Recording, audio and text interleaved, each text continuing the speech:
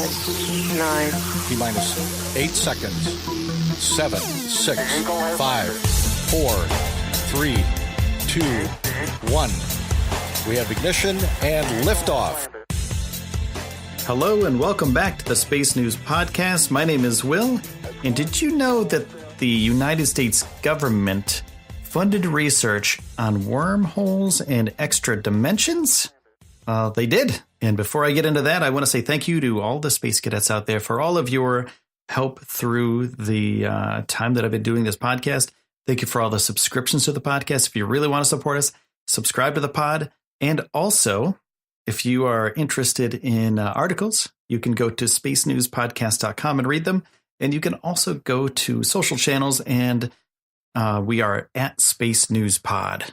So documents have been released by the Department of Defense, and they reveal that some of its infamous Advanced Aerospace Threat Identification Program was working on. The Department of Defense funded research on wormholes, invisibility cloaking, and this is a cool one, the manipulation of extra dimensions under the Advanced Aerospace Threat Identification Program, which was first described in 2017 by the New York Times and the Washington Post.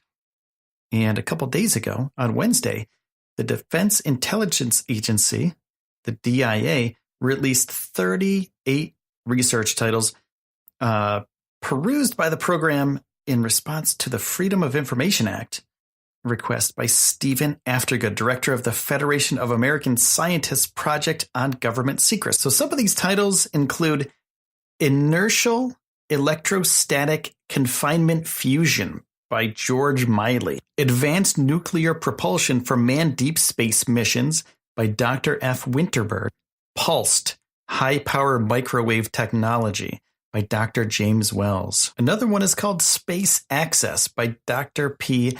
Scheich, CZYSZ, and Hypertech. Here's a cool one. Advanced Space Propulsion Based on Vacuum Space-Time Metric Engineering by Dr. Hale Puthoff, the EarthTech International. Biosensors and Biomems by Dr. Bruce Toe. Invisibility Cloaking, how cool is that? By Dr. Ulf Leonard of University of St. Andrews. And I think this is the coolest one. So this is kind of science, well, a lot of science fiction-y. Transversible Wormholes, Stargates, and Negative Energy by Dr. Eric Davis of EarthTech International. So Traversing Wormholes, Stargates, and Negative Energy by Eric Davis and EarthTech International. It describes itself as a facility exploring the forefront reaches of science and engineering with an interest in theories of space-time, studies of the quantum vacuum, and the search for extraterrestrial intelligence. Going back to invisibility cloaking, it's theoretical quantum optics. And in 2006, the work on theoretically creating an invisible hole in space inside which objects can be hidden. So what does that even mean? They rip a wormhole? They rip a hole in space and time? And then they put things in it? And then they pop them out? How does that even work? That's crazy. That's really cool, though. And warp drive, dark energy, and the manipulation of extra dimensions.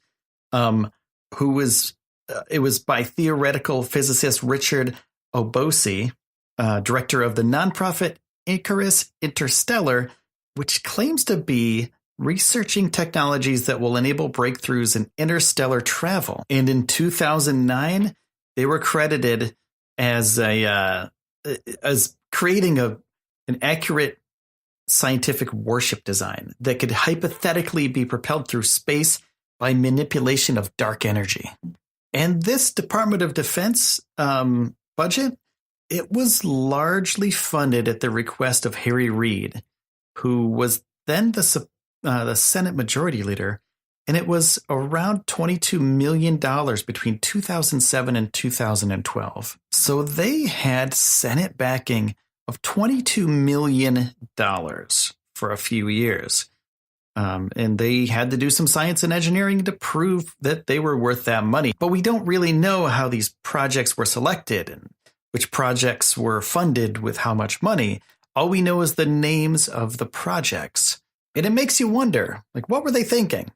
This is stuff that's science fiction-y to the core. Think about this. Think about what I said earlier.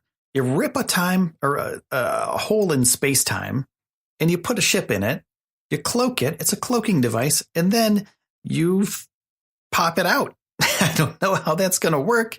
That's all I'm just guessing here. There's no other information than just the titles of these things. So that's all we know for now. So this wasn't just about hunting UFOs. This was about trying to figure out if we could advance human civilization with science and engineering to a point that we've only seen in things like Star Trek, Star Wars, and other science fiction movies. But there is one place that we know some of the money went to, which is Bigelow Aerospace, which is a Nevada-based company, which belongs to Robert Bigelow. So Robert Bigelow, he makes inflatable sections of the ISS right now. He's also working on inflatable moon bases for NASA. There's an article on our website at spacenewspodcast.com about those inflatable moon bases from a couple years ago. So if you search for Bigelow, Bigelow, you will find that article. And it's really cool. It's really interesting stuff. Now, here's something else that's pretty interesting. That in 2009, the Pentagon's briefing summary it said that the program's then director actually said, what we considered science fiction is now science fact. So wrap your head around that. Maybe some of this stuff happened. Maybe they figured out some stuff and aren't telling us. Dun, dun, dun. Now, don't go all conspiracy theory on me here. This is all science. So don't try to make up things about this because we don't know anything. We can guess all we want, but we don't know any details about these titles. But you know what? I know that you're pretty cool because you listen to this podcast. I don't want to say thank you for listening, everybody. Thank you, Space Cadets, for all of your support. Make sure you subscribe to the podcast.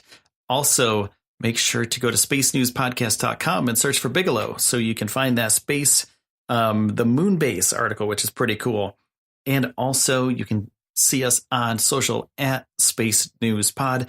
Thank you so much for all of your support, everybody. I really do appreciate it. We're almost at 100 episodes. A couple more episodes to go, like 2 more episodes to go, and we'll be at 100.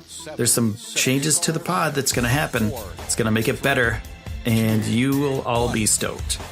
So I will see you soon, my friends, the next episode of the Space News Podcast. My name is Will, and this is it for now. I will see you in a wormhole somewhere.